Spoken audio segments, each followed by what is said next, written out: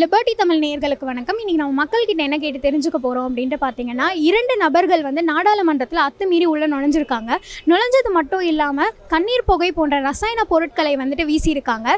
இதுக்கு முன்பதாக பாஜகவினர் வந்து காங்கிரஸ் ஆட்சி காலத்தில் மக்களுக்கு எந்த ஒரு பாதுகாப்பும் இல்லை அப்படின்ற மாதிரி குற்றச்சாட்டு வச்சுருந்தாங்க. இப்போ எதிர்க்கட்சிகள் வந்து என்ன சொல்கிறாங்க அப்படின்னு சொல்லிட்டு பார்த்தீங்கன்னா, எம்பிக்களுக்கே பாதுகாப்பு இல்லாத நிலையில் மக்களுக்கு என்ன பாதுகாப்பு இருக்கும் அப்படின்ற மாதிரி அவங்க கேட்குறாங்க. இதை மக்கள் எப்படி பார்க்குறாங்கன்றதை கேட்டு தெரிஞ்சுக்கலாம் வாங்க. பிஜேபிக்காரங்களுடைய ஸ்டண்ட்டு, அதாவது மக்களை கவர் பண்ணுறதுக்காக அவங்க பண்ணுற ஒரு ஸ்டண்ட்டு இது வேறு ஒன்றுமே இல்லை. ஏன்னா இவ்வளோ பெரிய பாதுகாப்பு இருக்கும்போது 2 பேர் வந்து உள்ளே வர முடியாது. இது வந்து பிஜேபியோடைய ஸ்டண்ட்டு, அதாவது மக்களை கவர் பண்ணுறது. இப்படி காங்கிரஸ்காரன் பண்ணுறாங்க அப்படிங்கிறது இது பிஜேபியோடைய ஸ்டண்ட்டு தான், வேறு எதுவுமே இல்லை. அப்படி ஒரு மாயை உருவாக்குறாங்க இவங்க. பிஜேபிக்காரங்க ஒரு மாயையை உருவாக்குறாங்க. உருவாக்கி அப்போ மக்கள் மத்தியில் என்ன ஆயிரும், அவங்களுக்கு செல்வாக்கு அதிகமாகும். இதை வச்சு 24 எலெக்ஷனில் ஓட்டுக்காக, அதாவது மக்களை வச்சு நம்ம ஜெயிச்சிடலாம் அப்படிங்கிற இது பிஜேபியோட முழு பிளான், மாஸ்டர் பிளான். அப்படின்னா பிஜேபியோட ஆட்சியில் பாதுகாப்பே கிடையாது. சரிங்களா? ஒரு பாராளுமன்றத்துக்குள்ளே புகுந்து பொடியெல்லாம் போட்டு இந்த மாதிரிலாம் பண்ணுறாங்கன்னா இது ஒரு பாதுகாப்பான நாட்டில் இது நடக்கிறதுக்கு வாய்ப்பே கிடையாது. ஸோ பிஜேபி ஆட்சியில் பாதுகாப்புங்கிறது மக்களுக்குள்ள யாருக்குமே பாதுகாப்பு இல்லை. ஒரு 2 வருஷத்துக்கு முன்னால் சோல்ஜர்ஸ் நிறைய பேர் வந்து குண்டு வெடிப்பில் இறந்தாங்க. இராணுவத்தை வந்து பார்டரில் வச்சு பாதுகாப்புக்கு நிறுத்தியிருந்தா எப்படி இந்த சோல்ஜர்லாம் செத்தாங்க? அப்போ எத்தனையோ அடுக்கு இராணுவங்கள் வந்து இருக்குது. இந்த இவ்வளோ இராணுவங்களை மீறி ஒரு தீவிரவாதி உள்ளே வர்றான்னா எப்படி வர முடியும்? இப்படி இருக்கும்போது எப்படி பிஜேபி வந்து நாட்டை பாதுகாக்குது அப்படின்னு எப்படி சொல்கிறாங்கன்னு தெரியல. காங்கிரஸ் ஆட்சி காலத்தில் பாதுகாப்பு இருந்தது. நாடாளுமன்றத்தையே ஒரு தீவிரவாதி உள்ளே போகிற அளவுக்கு வருதுன்னா அப்புறம் இந்த மத்திய அரசினுடைய பாதுகாப்பு எப்படி இருக்குன்னு நீங்கள் தான் யோசிக்கணும். மக்கள் அந்த யோசனைக்கு வந்துட்டாங்க. அது வர நாடாளுமன்ற தேர்தலில் அதை பிரதிபலிப்பாங்க. ஆனால் இப்போ அந்த 2 பேரை வந்துட்டு உள்ளே விட்டது யாருன்னு சொல்லிட்டு பார்த்தீங்கன்னா, பாஜகவை சேர்ந்த மைசூர் எம்பி அவர்கள் தான் 2 பேருக்கும் அனுமதி கொடுத்து உள்ளே விட்டுருக்காங்க. ஸோ இதை எதனால வந்து இப்படி அவர் பண்ணியிருப்பாருன்னு நீங்கள் நினைக்கிறீங்க? அவங்க ஒரு திட்டமிட்ட சதி பண்ணி இந்தியா கூட்டணியை வந்து எதிர்க்கிறதுக்காக ஒரு கெட்டவேறு பண்ணணுங்கிறதுக்காக உருவாக்கியிருக்கலான்னு நாங்கள் நினைக்கிறோம். இந்தியா காங்கிரஸுங்கிறத விட வாஜ்பாய் ஆட்சியிலும் கூட பிஜேபியாக இருந்தாலும் அந்த காலத்திலும் எல்லாருக்கும் ஒரு ஒற்றுமையாக ஒரு பாதுகாப்போடு இருந்தது. அந்த கூட்டணி அமைப்பு நல்லா இருந்தது.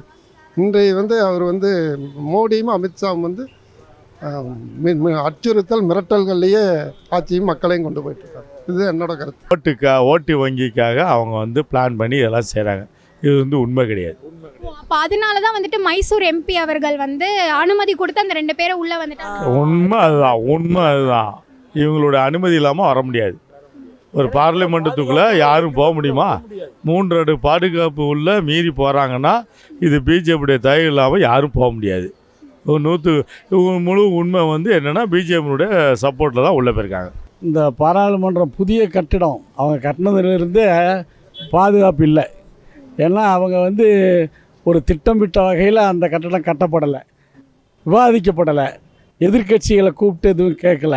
அது மட்டும் இல்லை, எத்தனை பேர் வேணாலும் ஒரு நாளைக்கு பாராளுமன்றத்தில் நுழைஞ்சிக்கிட்டு இருக்கிறாங்க. அதாவது ஒரு நாளைக்கு 1000 பேர் 2000 பேர் பார்லிமெண்ட்டுக்குள்ளே போகிறாங்க. பிஜேபி எம்பிக்கள் தாராளமாக கையெழுத்து போட்டு நிறைய பேர் வாங்க அப்படின்னு கூட்டிகிட்டு போய் அவங்க சொந்த வீட்டை காட்டுற மாதிரி காட்டிக்கிட்டு இருக்கிறாங்க. அப்போ யார் வேணாலும் போகலான்ற போது கட்டுப்பாடு இல்லாமல் இப்படி தான் போகும்.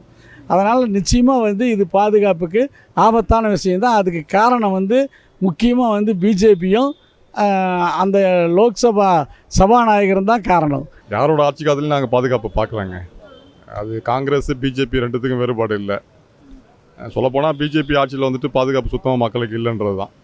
இப்போ காங்கிரஸ் ஆட்சியில் குண்டு வெடிப்பில் நடந்ததுன்னா இப்போ பிஜேபி கவர்மெண்ட் நடக்கலைன்னா என்ன காரணம்னு பார்த்தா இவங்க தான் வச்சுருப்பாங்களோ குண்டு அப்படின்ற மாதிரி தோணுது. பிஜேபிக்காரங்க தான் இது மாதிரி ஒரு பரபரப்பு எலெக்ஷன் வந்துச்சுன்னா வந்துட்டு நாட்டு பாதுகாப்பு இப்படின்னு சொல்லிட்டு ஒரு பொருளை கிளப்புறது. இது வந்து பிஜேபியோட ஒரு வேலை தான். எலெக்ஷன் வந்தாவே வந்துட்டு தேசிய பாதுகாப்புன்னு சொல்லிட்டு தேசியவாதத்தை எழுப்புறது, அதன் மூலமாக மக்கள் மத்தியில் ஒரு பீதியை உண்டாக்குறது, நாங்கள் தான் பாதுகாப்பாக தருவோம்னு சொல்கிறது, ஓட்டுக்காக தான் பண்ணுறாங்க. இப்போ மக்கள் மத்தியில் வந்து இந்த ஒரு விமர்சனம் போயிட்டுருக்கு. அப்போ அது உண்மைன்னு தான் சொல்கிறீங்களா? இந்த மாதிரி எம்பிக்களுக்கே பாதுகாப்பு இல்லை, அப்போ எங்கள் மக்களுக்கு இருக்கும் அப்படின்றது நீங்கள் உண்மையாக தான்? உண்மைதான். எம்பிக்களுக்கு பாதுகாப்பு இல்லைன்றது போய் எம்பிக்கெல்லாம் சேஃபாக தான் இருக்காங்க. எந்த எம்பி வந்து நின்று சாகுறாங்க அதெல்லாம் ஒன்றும் இல்லை. மக்களுக்கு தான் பாதுகாப்பு இல்லை. 2001 பார்லிமெண்ட் அட்டாக் வந்து உள்ள பண்ணாங்கனாக்கா அப்போ வந்து இதே பாரதிய ஜனதா கவர்மெண்ட் வந்து மிகப்பெரிய லெவலில் வந்து அதை வந்து பூஸ்ட் பண்ணி இது மாதிரி வந்து தீவிரவாத தாக்குதல் அப்படின்னு சொன்னாங்க. அப்போ அந்த நேரத்தில் வந்து ஏன்னா அவங்க கவர்மெண்ட் தான் இருந்துச்சு. அப்போ வந்து இப்போ பிரைம் மினிஸ்டர் வந்து வாஜ்பாய் இருந்தார், ஹோம் மினிஸ்டராக வந்து எல்கே அத்வானி இருந்தார். இப்போ இதில் என்னன்னாக்கா இவங்களை இப்போ நீங்கள் சொல்கிறீங்க, நான் சொல்ல கிடையாது, நீங்கள் தான் சொல்கிறீங்க. ஆஸ் பர் இதை நீங்கள் வந்து ஒரு மீடியா பிரச்சனை கேட்குறீங்க. இந்த மாதிரி வந்துட்டு வந்து அவங்க ஒரு பிஜேபி எம்பி தான் வந்து இந்த மாதிரி வந்து உள்ள அலோவ் பண்ணியிருக்காரு அப்படின்னு. இது ஒரு விதத்தில் வந்து அவங்க வந்து ஒரு அனுதாபத்தை தேடிக்கிறதுக்காக கூட இருக்கலாம்.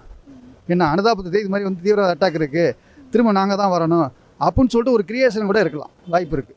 அது மக்கள் பிரதிநிதிக்கு எம்பி இருக்கிறவங்களுக்கு பாராளுமன்ற உறுப்பினருக்கே பாதுகாப்புலாம் மக்களுக்கு எப்படி பாதுகாப்பு இருப்போம்? அதனால் மக்கள் முதல்ல எம்பிகளுக்கு பாதுகாப்பு மிகவும் அவசியம். இந்த அரசாங்கம் வந்து எம்பிகளை பாதுகாக்க முடியலன்னா எப்படி ஒரு மக்களெல்லாம் பாதுகாக்க போகிறாங்க? அதனால் பாதுகாப்பும் அவசியம். அதனால் இது கண்டிக்கத்தக்கது. மக்களுடைய பிரதிநிதிக்கே பாதுகாப்பு இல்லைன்னா மிகவும் கண்டிக்கத்தக்கது. இதை வன்மையாக கண்டிக்கிறோம். பாதுகாப்பு வந்து எல்லா ஆட்சியிலையுமே மக்களுக்கு பாதுகாப்பு இல்லைன்னு தான் என்னுடைய கருத்து.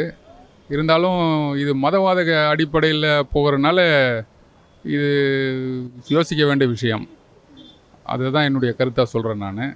இப்போது நாடாளுமன்றத்திலேயே உள்ளே பூந்து ஒரு அசம்பாவித சம்பவம் நடக்குதுன்னா அது வந்து மிகவும் அச்சுறுத்தலுக்குரிய விஷயம். ஆகவே இது அரசு இதை சரியாக தீர்மானமாக ஒரு முடிவு எடுத்து இது மாதிரி சம்பவங்கள் தடுக்க வேண்டும் என்று என்னுடைய கருத்தாக நாங்கள் பதிவு பண்ணுறேன். காங்கிரஸ் ஆட்சியில் வந்து பாதுகாப்பு இல்லைன்னு சொல்கிறது வந்து மிகப்பெரிய தவறு. ஏன்னு கேட்டால் அப்போ வந்து எல்லா மக்களுக்கும் வந்து பிரதிநிதித்துவம் இருந்தது, எல்லாருக்கும் சகோதரத்துவம், இந்து முஸ்லீம் எதுவுமே இல்லாமல் நல்லா இருந்தது. இப்போது ஒரு சாரார் மட்டும், இப்போ உதாரணத்துக்கு எடுத்துனீங்கன்னா வேர்ல்டு கப்பு வந்து ஃபைனல் நடக்குது.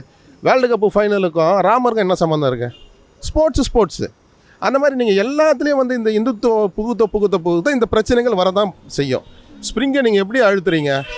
அது விட்டால் என்ன ஆகும்? அதோட இது தான் நம்ம சகோதரனாக வாழ்ந்துட்டோம். இது வந்து ஒருத்தருக்கு மறுக்கப்படும் போது ஒரு இடத்துல அது வெறுப்பாக வருது. ரெண்டாவது வந்து நம்ம வீட்டு பக்கத்து வீடு வந்து ஒரு டெத்து விழுந்துருக்குதுன்னா நம்ம அந்த டெத்தை பார்த்துட்டு அட்லீஸ்ட் நம்ம கைத்தட்டி அதாவது நம்ம பார்த்துட்டு போகலாமா தான் கைத்தட்டி சிரிக்கலாமா?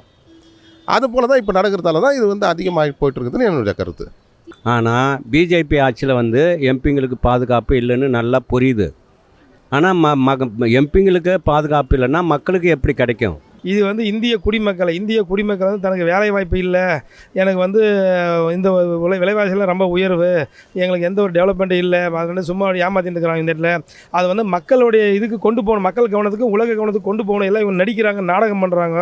அதை கொண்டு போகணுனுக்காக 1931 பகத்சிங் எப்படி வந்து நான் இதில் எந்த ஒரு ஆளுக்கும் இந்த பாதுகாப்பு இது டேமேஜ் இல்லாமல் வெடிகுண்டை சும்மா தனியாக போட்டுட்டு அரெஸ்ட் ஆனார்.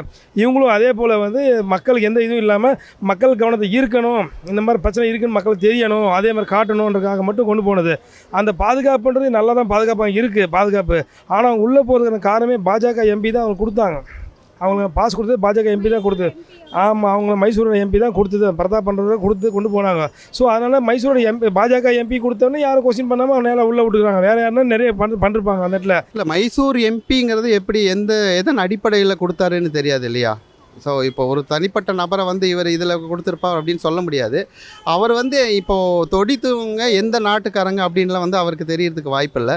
அப்படி தெரியாமல் இவர் கொடுத்துருந்தா இவர் வந்து எம்பியாக இருக்கிறதுக்கே ஒரு லாயக்கு இல்லாதவர் அப்படின்னு தெரியுது. ஏன்னா நாடு வந்து பாதுகாப்புக்கு உள்ளாக்கிறத விட்டுட்டு ஒருத்தனை வந்து யாராவது ஒருத்தன் கேட்டால் அனுமதி கொடுத்தா என்னோட அனுமதி சீட்டில் நீ உள்ளவான்னு சொல்கிறது முட்டாள்தனம். அப்போ பிஜேபியில் முட்டாள்களாக எம்பியாக வச்சுருக்காங்களோன்னு நினைக்க தோணுது, அவ்வளோதான், வேறு ஒன்றும் இல்லை. கண்டிப்பாக மக்களுக்கு பாதுகாப்பு இல்லை அப்படிங்கிறது கண்டிப்பாக உறுதியாக இதில் தெரியுது. அது மட்டும் இல்லாமல் அறியாமை மிகுந்த ஒரு மனிதரை எம்பியாக வச்சுருக்காங்களோ அப்படிங்கிற ஒரு எண்ணமும் நமக்கு தோணுது.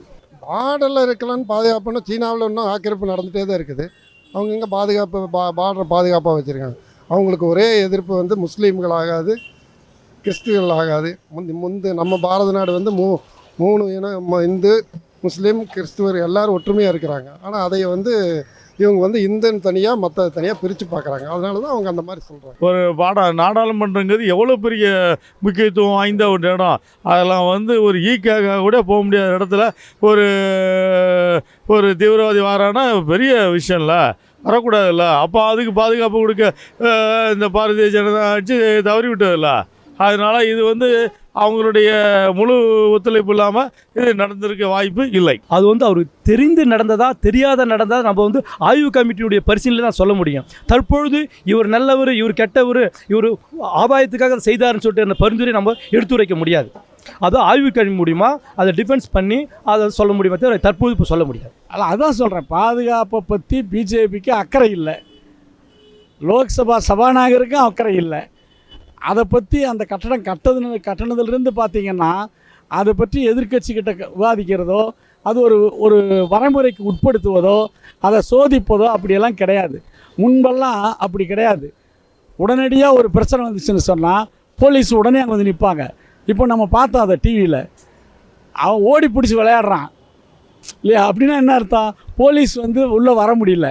இப்போது 2-3 பேர் இவங்க வந்து எம்பிக்களே நாங்களே பிடிச்சிட்டேன்றாங்க. ஆனால் அதன் ஆபத்து என்ன? ஒருவேளை அவங்க கையில் வேறு எதனா ஆயுதம் வச்சுருந்தா அந்த எம்பிக்கள் 5 பேர் போயிருப்பாங்க. அப்போ அதை பாதுகாப்புக்குரிய அந்த போலீஸை உரிய இடத்துல நிறுத்தலை. அப்போ அது யார் பொறுப்பு? அதனால் இதுக்கு வந்து முழுக்க பிஜேபி அரசும் பிஜேபி எம்பிக்களும் பிஜேபியினுடைய சபாநாயகரும் தான் காரணம். 2 கவர்மெண்ட்டுமே சரி, அதாவது ஏடிஎம் காங்கிரஸ் ஆர் பிஜேபி ரெண்டுமே வந்து பாதுகாப்பு குறைபாடுன்னு சொல்லவே முடியாது. பாதுகாப்புலாம் கரெக்டாக தான் இருக்குது. இது ஏதோ ஒரு சூழ்நிலை டக்குன்னு இது மாதிரி வந்து சிலவங்க வந்து இப்படி அசந்து இருக்கிற நேரத்தில் வந்து உள்ள வந்து இது மாதிரி பண்ணியிருக்காங்க. மற்றபடி இது பாதுகாப்பு குறைபாடுன்னு எடுத்துக்கிட்டிங்கன்னா அது வந்து தவறான கருத்து. காங்கிரஸ் ஆட்சியில் இது போல் சம்பவம்லாம் நடந்தது கிடையாது. காங்கிரஸ் ஆட்சியில் பாராளுமன்ற உறுப்பினருக்கு பாதுகாப்பு இருந்தது, எம்பிக்களை பாதுகாப்பு இருந்தது. இது போல் பாராளுமன்றத்தில் பாதுகாப்பில் சம்பவம் நடைபெற காங்கிரஸ் ஆட்சியில். இது போல் பிஜேபி ஆட்சியில் தான் இது போல் சம்பவம்லாம் நடைபெறுது. அதனால் பிஜேபி ஆட்சியை விட காங்கிரஸ் ஆட்சியில் பாதுகாப்பு, எம்பிக்களுக்கு பாதுகாப்பு உண்டுன்னு நான் கருதுகிறேன். அருணாச்சல பிரதேசத்துக்கு வந்து விசா எடுக்க தேவைன்னு சைனாக்காரங்க சொல்கிறாங்க. மோடி என்ன சொல்ல முடியுது? அதனால் ஆர்மியெல்லாம் பாதுகாப்பாக வச்சுருப்பார். அவர் என்ன பாதுகாப்பாக வந்துட்டு அவர் சேஃபாக வச்சுருப்பார், தவிர பார்டர்லாம் ஒன்றும் பாதுகாக்கல.